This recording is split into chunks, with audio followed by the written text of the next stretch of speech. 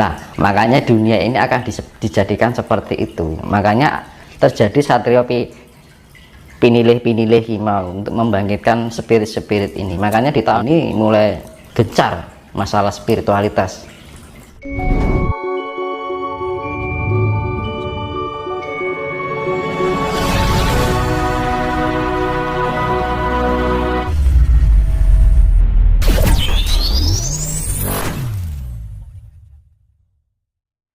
Bisa nggak orang belajar spiritual itu tanpa guru?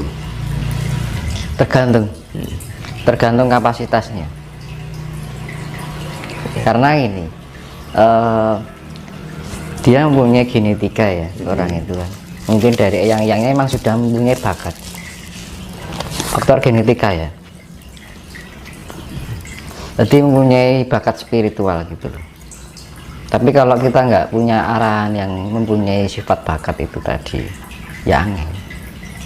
Misalkan kita belajar gitar ya, kalau nggak bakat ya susah. Gitu. Tapi nah, dasarnya bakat ya enak aja. Ya, sebenarnya bakat-bakatan kalau masalah spirit itu. Dan itu pengaruh dari genetika leluhurnya.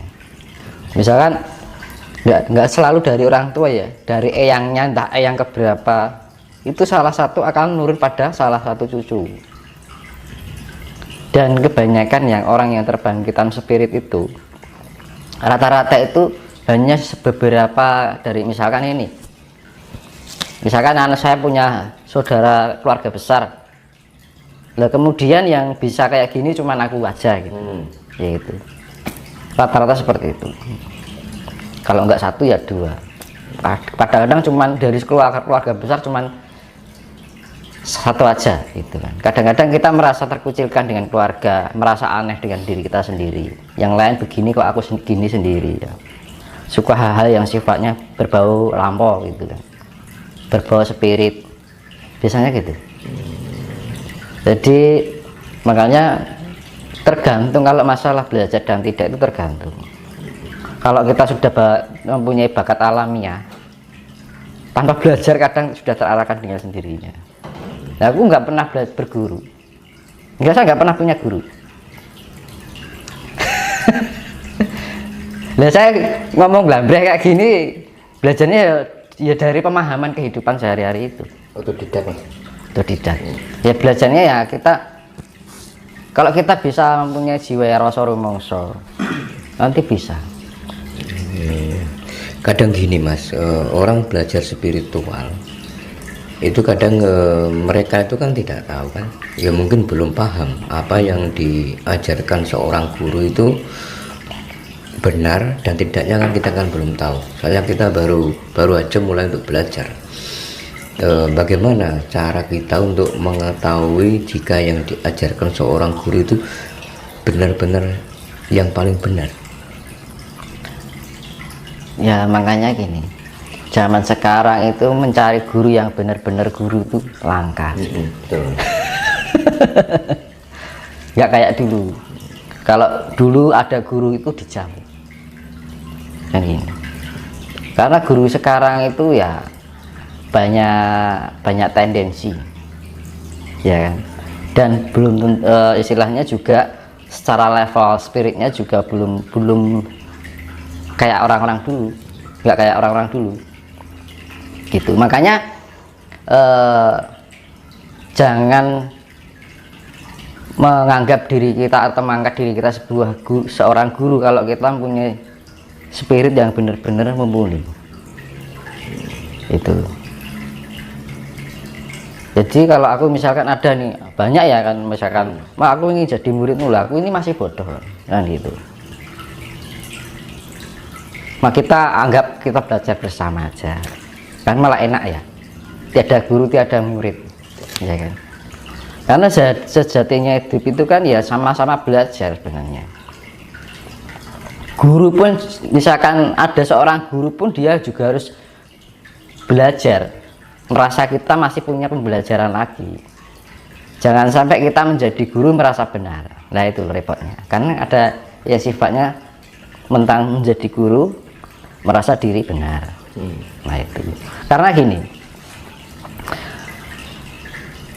ingin menjadi guru spiritual harus mempunyai sifat seperti Semar. Bisa dijelaskan Mas, bagaimana itu? Karena puncak spiritual yang sah secara hakiki itu karakteristiknya itu mendekati atau menyamai sifat semar. Semar itu ya rasa sedih, nggak bisa sedih, nggak bisa senang, ya hidupnya mengalir, sederhana, tapi menikmati suatu kedamaian. Biarpun hidup sederhana tapi istimewa gitu, ya kan? Orang sekarang kan istimewa, kayak dulu baru istimewa kan. Kalau semar kan gitu, hidupnya narimau, tidak takut disakiti orang, ya, juga tidak takut menderita, juga tidak mau diberikan suatu hal yang enak-enak, karena mensyukuri apapun yang Tuhan berikan, diberikan yang lebih malah nggak suka. Itu sifat semar, selalu tersenyum, memberikan tebaran kasih, kata-katanya selalu memberikan kesejukan dan kedamaian. Sifatnya mengayomi Mas. Nah, pengayom, pamomong. Nah, kalau ingin menjadi seorang guru harus bisa mendekati sifat semar dulu. Kalau nggak gitu nanti kasihan muridnya. Betul Mas. Iya kan? Iya. Betul. Hidup itu kan ya sebenarnya selama kita masih di bumi ini nggak ada orang yang pintar kok. Kalau orang yang sudah pintar itu sudah nggak menginjak bumi, dia bisa moksa itu baru pintar, menyempurnakan raganya. Itu baru tuh orang jos pintar itu. Orang lah kalau sudah moksa, jadi sempurna sak jiwa raganya, itu baru orang yang pintar. Tapi kalau telapak kita masih menginjak bumi, itu kita masih bodoh. Makanya kan gini, saya ibaratkan ya, aku kan sering keluyuran yang apa ya namanya, ya karena mungkin perjalanan dari sekian tahun kan ada peningkatan ya. Aku kan sering menembus alam luar bumi. Lah pernah melihat bumi itu nggak kelihatan. Lah aku kadang berpikir, bumi kok kecil kan gitu, kok kecil, terus manusianya seberapa? Lah kadang-kadang gini, manusia baru mempunyai suatu kelebihan yang entah itu secara materi atau non materi, dia merasa sombong. Padahal kalau dilihat dari sana itu bumi aja nggak kelihatan, apalagi manusia kan gitu. Lah kadang-kadang misalkan Sang Maha Pencipta bisa berbicara itu ingeti wong ki kadang geleng-geleng kan gitu loh gampangannya. Kok menungso hanya sebutir merica aja nggak ada, kok sudah merasa diri aku ini, aku itu. Nah itu loh, merasa ini, merasa itu, kadang-kadang gitu. Sombong dengan ucapannya, sombong dengan apa yang dia miliki, apa yang dia mampu. Iya kan? Jagat itu kan ada 7 sab kan? Jagat 1, jagat 2, 3 sampai 7. Apakah dari masing-masing jagat antara 1, 2 dan seterusnya itu ada kehidupan? Ada penyaringan itu namanya. Jadi kayak penyaringan. Jadi semakin orang menuju sempurna itu semakin selektifnya itu semakin kecil. Jadi kayak disaring gitu loh, saring ini misalkan kayak kayak apa namanya yang kita turnamen bola itu loh. Iya toh, kompetisi saring lagi, kompetisi saring, ya kayak gitu. Hidup itu seperti itu sebenarnya. Jadi ada sub gitu. Semua agama nggak ada yang salah baik, tapi kenapa harus disekat-sekatkan? Tujuannya juga sama. Terus digolek apa lagu Allah teman? Iya kan? Nah, padahal Tuhan itu tidak untuk dicari. Tuhan apa dicari? Enggak. Tuh, keberadaan Tuhan itu tidak dicari tapi dirasakan. Mana bisa Tuhan dicari? Nggak bisa. Tuhan sudah ada di diri kita kok. Yang perlu kita lakukan hanya merasakan keberadaannya. Air ini ada Tuhan. Kita rasakan keberadaannya. Ketika kita memahami dan menyadari, oh ini kopi rasanya enak, gitu kan. Air. Makanya kan ya Tuhan, saya ulangi lagi, Tuhan tidak untuk dicari, tapi dirasakan keberadaan.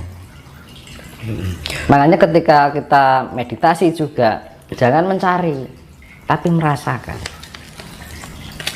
Meditasi jangan mencari. Tujuan ini juga merasakan. Karena Tuhan itu semakin dicari semakin jauh. Loh benar itu. Di dalam meditasi kita pikirannya kemana-mana mencari kan, ya semakin jauh.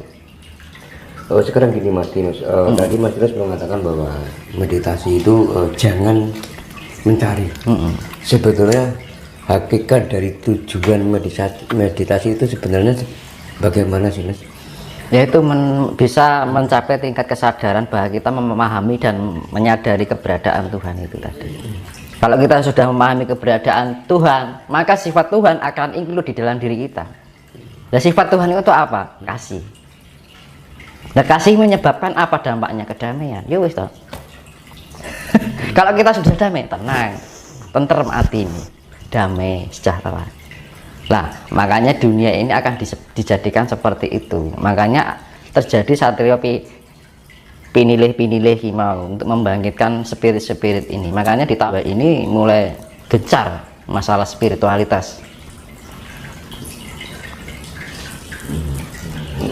Jadi ya namanya meditasi itu sebenarnya melatih tingkat kesadaran kita. Gunanya apa? Biar kita bisa merasakan keberadaan Tuhan. Kalau kita sudah merasakan keberadaan Tuhan, ya Tuhan include di dalam diri kita, mempunyai sifat-sifat seperti Tuhan. Sifat Tuhan itu apa? Lembut. Lembut itu diwujudkan dengan apa? Kasih.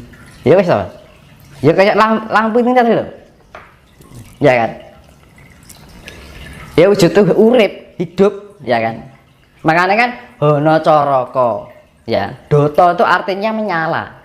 Itu bahasa Sanskerta kan? Kan Hono, Hono itu ho no, anane ono, sokora ono, adanya ada karena dari tidak ada. Coroko, cipta rasa dan karsa, cipta rasa dan karsa, ya kan? Ibaratnya proton, neutron, elektron, Brahma, Wisnu, Siwa, ya kan ngono. Intelektual, spiritual, emosional, kan ngono. Jadi kan Coroko ini sebenarnya konsep dari penciptaan, pemeliharaan dan peleburan. Makanya dibilang Tritunggal. Ya sebenarnya satu diwujudkan dalam sifat yang tiga sifat ini sebenarnya tunggal. Maka terciptalah adalah Doto. Doto itu bahasa Sanskerta artinya adalah nyala, urip. Makanya di dalam energi keselarasan tiga unsur ini bisa menjadikan kehidupan. Urip, nyala. Iya. Lah nyalanya itu bagaimana? Mau dinyalakan merah, hijau, ungu atau biru atau putih? Kan ngono. Lah, makanya kan gini. Gunanya kita mengolah diarani meditasi ibarat apa weningnya. Kan itu. Di dalam keheningan perenungan diarani heneng henung hening. Heneng kita merenung, diam heneng baru hening. Hening itu ibaratnya lebih mendalam lagi. Hening itu artinya merasakan apa yang semua yang ada di dalam organ tubuh kita, pikiran kita, rasa kita, emosional kita, kan ngono.